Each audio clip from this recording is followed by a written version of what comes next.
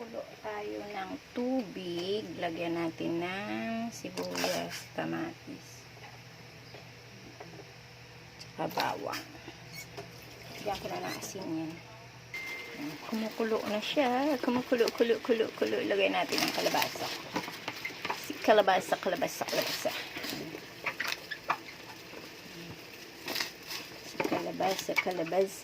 Ayun. Ayun, kulong-kulo na siya. Ayan, lagyan natin yung kokpat sa tola. O, diba? Ayan naman natin, kumulo-kulo siya. Ayan, matigas, malambot na yung mga gulay na. Ilalagay ko na ngayon itong aking saluyot.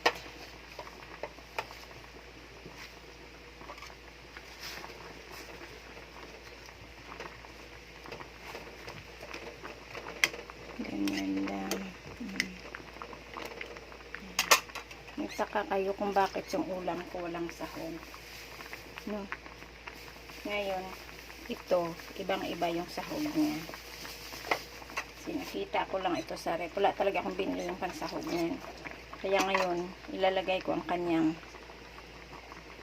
tira-tira sa rep yan. Ayan, shumai. Ibang klase yan. Shumai ang kanyang sahog. Yan. Thank you mga palangga. Bye-bye. Happy Sunday. Ingat po tayong lahat kasi medyo maulan ngayon. Bye-bye.